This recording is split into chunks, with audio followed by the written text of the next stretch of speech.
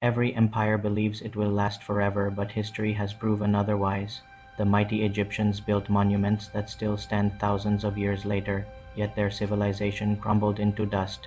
The Persians stretched their power from the Indus to the Mediterranean, but one brilliant conqueror, Alexander the Great, brought them to their knees. The Romans ruled with unmatched might for centuries, declaring themselves eternal, yet corruption, greed, and betrayal tore their empire apart, and the Mongols, the fiercest warriors the world had ever seen, who carved out the largest land empire in history, vanished in just a few generations. So what makes an empire rise so high, and why do they always fall? Stay with me, because the answer will shake not just your understanding of history, but also the future of the world we live in today. Hi guys, and welcome back to my channel Universal TV, the place where history, mystery, and science come alive. Today we are embarking on a journey across thousands of years of human history to uncover the rise and fall of the most powerful empires the world has ever known. From the sands of Egypt to the throne rooms of Rome, from the Mongol steppe to the vast oceans of the British Empire, this is not just a story of kings, queens, and battles. This is the story of ambition, glory, betrayal, and downfall. And as you'll see, the lessons of the past hold chilling warnings for our present. So buckle up and get ready for an epic adventure through time. If you enjoy our content, don't forget to hit that subscribe button and ring the bell so you never miss an episode. Let's dive in. Have you ever looked at the pyramids, the Colosseum, or the Great Wall and wondered, how did this all begin? Before we dive into the epic tales of Egypt, Persia, and Rome, let's explore a more fundamental question. Why do we humans build empires in the first place? For thousands of years, our ancestors lived in small, scattered tribes. Life was about hunting, gathering, and simply surviving day to day. But survival was never the end game. We are a species of dreamers, builders, and yes, fighters. We have an insatiable desire for more security, more resources, more glory. This very desire is the spark that ignites empires. It all started when these small groups began to unite. Charismatic leaders emerged, promising protection, prosperity, and a shared destiny. Farmers learned to produce more food than they needed, creating a surplus. This surplus fed soldiers who defended the growing territory and workers who built incredible monuments. Rulers then used powerful ideas, like religion and law, to weave these diverse groups into a single, unified people. But let's be honest, every empire is built on a foundation of two powerful, competing emotions, ambition and fear. The ambition for greatness, to leave a mark on the world, and the fear of being conquered, of being erased from history. Think about Mesopotamia, the legendary cradle of civilization. In the fertile lands between the Tigris and Euphrates rivers, city-states like Uruk and Ur grew into bustling centers of power. But with power came rivalry. To protect themselves from constant threats, leaders had no choice but to expand. They absorbed weaker neighbors, built formidable armies, and demanded unwavering loyalty. This was the birth of the world's first empires, forged in conflict and the struggle for survival. Yet, a fascinating paradox lies at the heart of every empire. The very things that fuel their rise often plant the seeds of their downfall. The ambition that drives expansion can turn into unchecked greed, leading to endless, draining wars. Stretching borders too far thins out resources and makes control nearly impossible. And the moment a ruler's grip loosens, rebellion is always simmering just beneath the surface. History reveals this timeless cycle. We build, we expand, we rise to incredible heights, and then, eventually, we fall. With this understanding of the forces that shape history, we are now ready to begin our journey. Let's travel back in time to the banks of the Nile and explore the first great empire that left behind wonders that still mesmerize us today, the magnificent Egyptian Empire. Beneath the scorching sun of North Africa, along the life-giving waters of the Nile, rose one of the greatest civilizations the world has ever known, ancient Egypt. For more than 3,000 years, this empire endured, outlasting countless kingdoms and leaving behind monuments so grand that even today, modern science struggles to fully explain how they were built. But behind the towering pyramids, golden tombs, and legendary pharaohs lies a story of ambition, divinity, and eventual collapse. Unlike other rivers that flood unpredictably, the Nile had a rhythm, rising and falling each year like the beating of a heart. This predictable cycle gave the Egyptians fertile soil, food security, and stability. It was here that scattered farming villages united into one of the world's first great empires. At the center of it all was the pharaoh, not just a king, but a god in human form. His word was law, his power unquestionable. To defy him was to defy the gods themselves. And so Egypt became a theocracy, a kingdom where politics and religion fused into one unstoppable force. To understand the scale of Egypt's ambition, you only need to look at the pyramids. Imagine this: over 4,500 years ago, without modern machines, without cranes, without steel, the Egyptians raised stone monuments taller than 40-story buildings. Each block weighed several tons, yet they were moved with a precision that even today seems almost impossible. Why? Because pharaohs believed in eternity. They believed their souls would live forever if their bodies were preserved and buried with treasures for the afterlife. The pyramids were not just tombs, they were engines of immortality. The Great Pyramid of Giza, built for Pharaoh Khufu, is the last surviving wonder of the ancient world. Over 2 million stone blocks, perfectly aligned to the stars, still stand as a defiant symbol of Egypt's power. Egypt was rich not just in gold from Nubia, but in culture, science, and innovation. They developed writing, medicine, mathematics, and architecture that influenced the world for centuries. Pharaohs like Ramses the Great built temples so vast that even their ruins today inspire awe. Egypt's army grew strong, its borders stretched, and trade brought exotic goods from faraway lands. For a time, Egypt seemed eternal, unshakable, invincible, but history whispers a warning: no empire, no matter how mighty, is free from decline. Egypt's problems began from within. Pharaohs became obsessed with luxury and personal glory, and massive construction projects drained the empire's wealth. Priests grew powerful, challenging the pharaoh's authority. Meanwhile, rivals like the Hittites, Assyrians, and later the Persians tested Egypt's strength. Perhaps the greatest symbol of this decline was the reign of Cleopatra, the last pharaoh. Caught in the power struggles of Rome, she gambled everything on alliances with Julius Caesar and later Mark Antony. But when Rome defeated her forces, Egypt was no longer a free empire. In 30 BC, with Cleopatra's death, Egypt became just another province of Rome. So why did Egypt fall? Because even a civilization built on the idea of eternity was not immune to corruption, overexpansion, and external threats. The pyramids still stand, the mummies still rest in their tombs. But the empire that once believed it could last forever could not. After the sands of Egypt, our journey takes us east to a land of mountains, deserts, and vast plains. Here, more than 2,500 years ago, an empire rose so vast, so organized, and so powerful that many historians call it the world's first true superpower. This was the Persian Empire. In the 6th century BC, one man changed history forever. His name was Cyrus II, remembered today as Cyrus the Great. Unlike many conquerors, Cyrus didn't just rule by fear, he ruled with vision. He built an empire stretching from the Indus River in the east to the Mediterranean in the west, one of the largest the world had ever seen. But what made him truly extraordinary wasn't just his military genius, but his policies. While others enslaved and destroyed, Cyrus respected the cultures and religions of the people he conquered. He famously allowed the Jews to return to Jerusalem and rebuild their temple. For this, he wasn't just feared. He was admired. After Cyrus, the empire grew even stronger under Darius I, known as Darius the Great. If Cyrus built the empire, Darius organized it. He divided it into provinces called satrapies, each governed by a satrap. To prevent corruption, he created a system of checks and balances, inspectors known as the king's eyes and ears. Imagine it, 2,500 years ago, Persia had a bureaucracy almost as advanced as some modern governments. Darius also built the famous royal road, stretching over 1,500 miles. Messengers could travel from one end of the empire to the other in just days.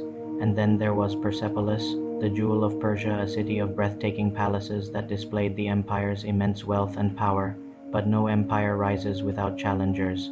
Persia's greatest test came from the West, Greece. Darius sought to expand into Europe, leading to the legendary Persian Wars. His invasion ended at the Battle of Marathon, where a small Greek force shocked the world. Years later, his son Xerxes returned with one of the largest armies in history. It was during this invasion that legends were born, the stand of the 300 Spartans at Thermopylae. Though Persia burned Athens to the ground, its fleet was destroyed at the Battle of Salamis. The world had seen it. Persia was powerful, but not invincible. For over 200 years, Persia remained a superpower, but empires are always vulnerable. In the 4th century BC, from the small kingdom of Macedonia, a young conqueror would shake the world, Alexander the Great. With lightning speed, Alexander crushed the Persian armies. He marched into Persepolis, the jewel of the empire, and burned it to the ground. The lesson from Persia is clear: size alone does not guarantee survival. Even the mightiest empire can fall when vision is lost and leadership falters. When Persia burned, another fire was rising, a fire lit by a young king who would go down in history as one of the greatest conquerors the world has ever seen.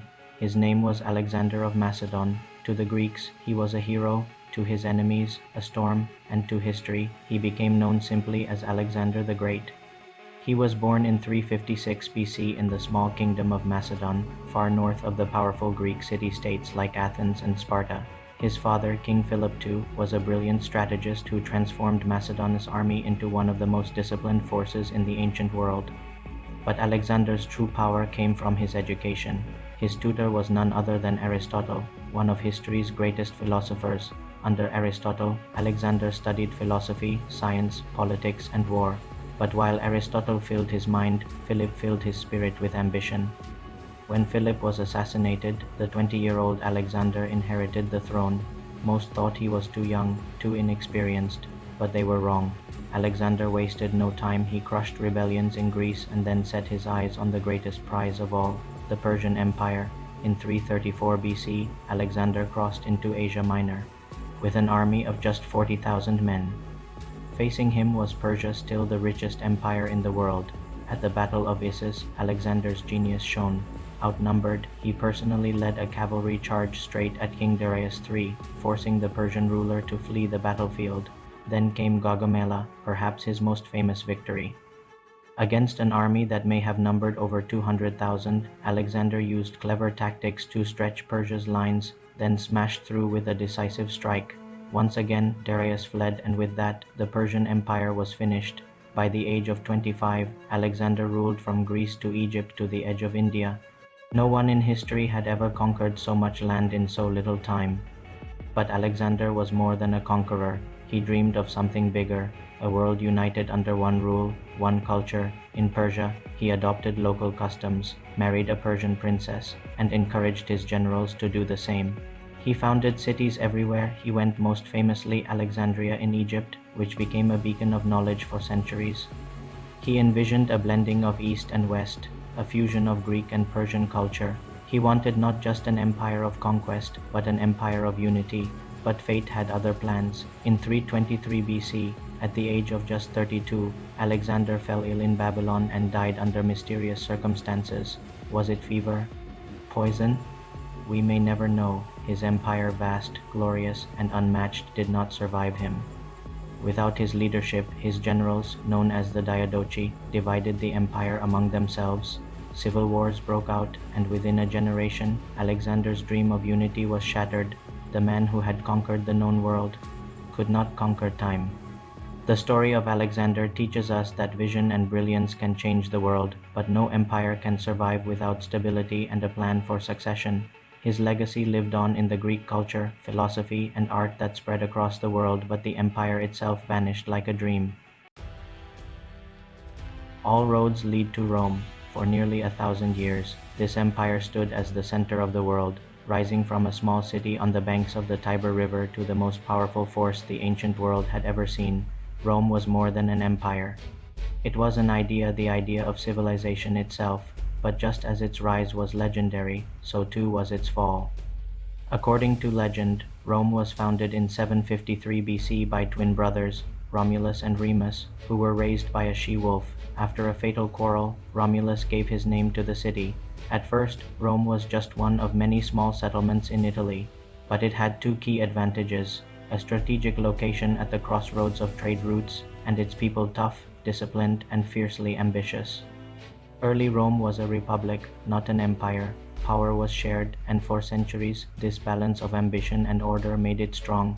But the Romans were not content. They expanded, first across Italy, then across the seas.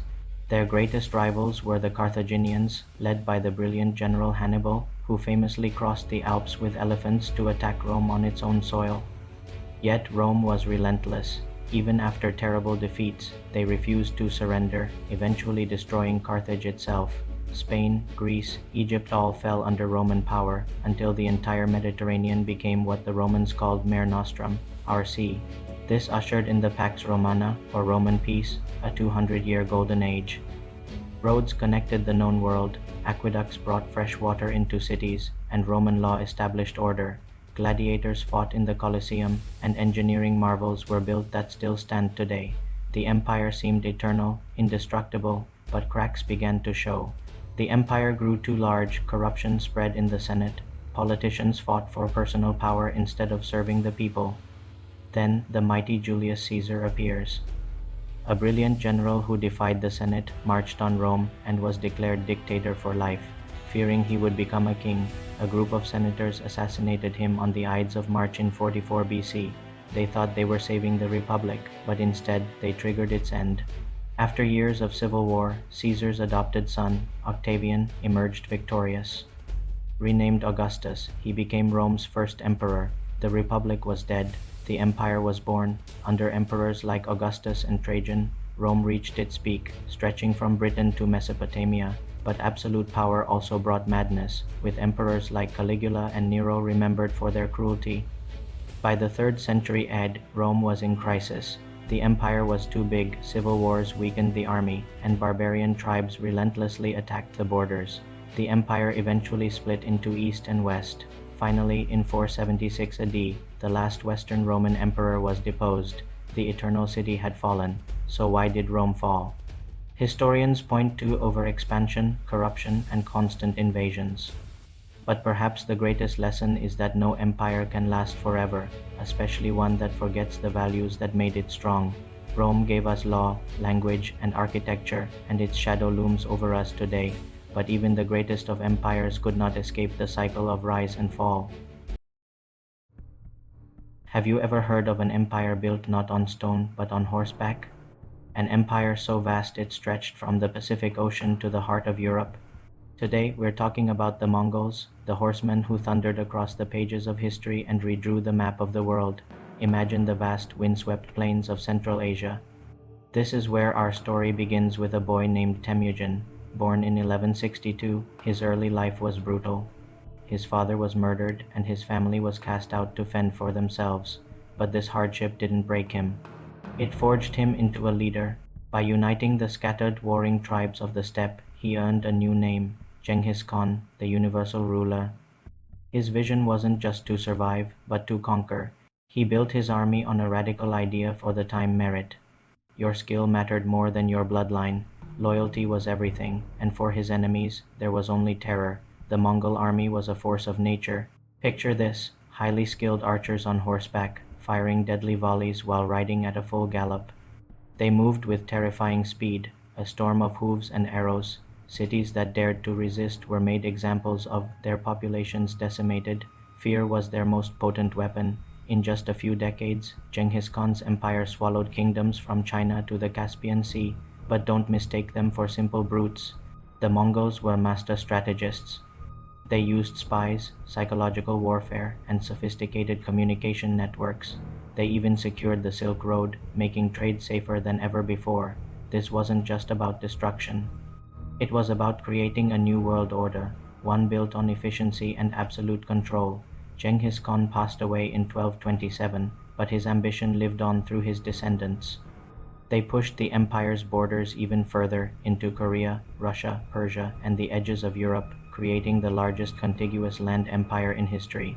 This Pax Mongolica, or Mongol Peace, connected East and West like never before, allowing technology, goods, and ideas to flow freely. However, no empire lasts forever. Internal power struggles and resistance from conquered peoples began to chip away at their power. By the end of the 14th century, the great Mongol Empire had fractured and faded into legend. The story of the Mongols is a powerful lesson. It shows how speed, innovation, and a unified vision can create unimaginable power. But it also serves as a timeless reminder that even the mightiest empires, especially those built on fear, eventually face their own decline.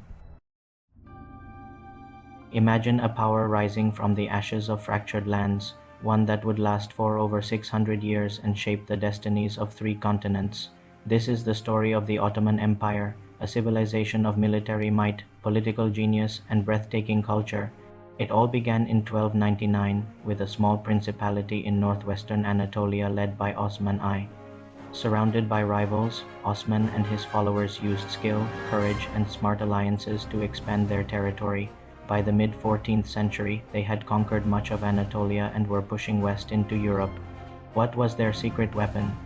The Janissaries.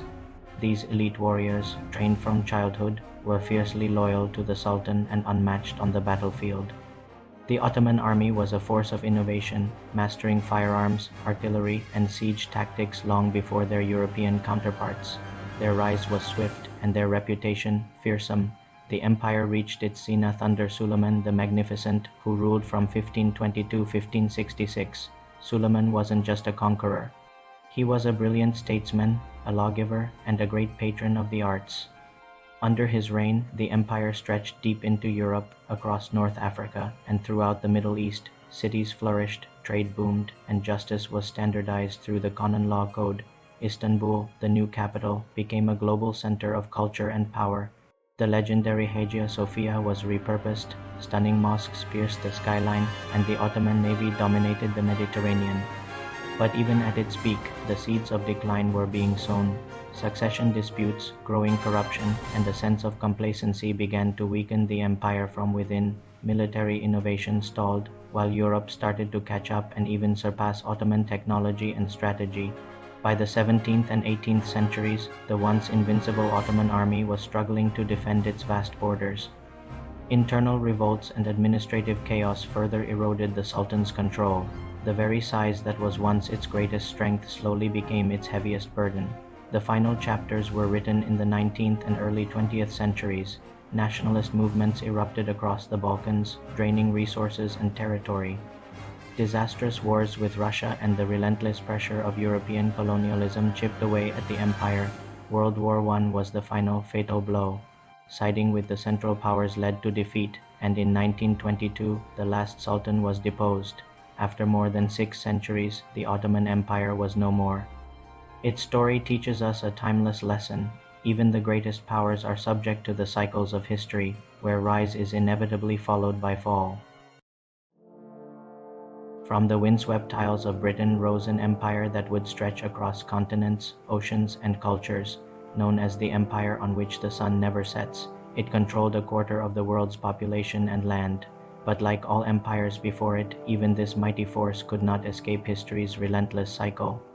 Britain was once just a small island nation, struggling to survive in a world dominated by continental powers. But centuries of maritime innovation, trade, and political unity allowed it to punch far above its weight. By the 16th and 17th centuries, Britain had established colonies in North America, the Caribbean, and India.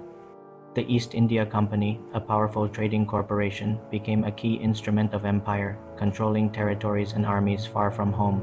Britain's navy became its greatest weapon. Mastery of the seas allowed the British to dominate trade, explore new lands, and establish settlements on nearly every inhabited continent.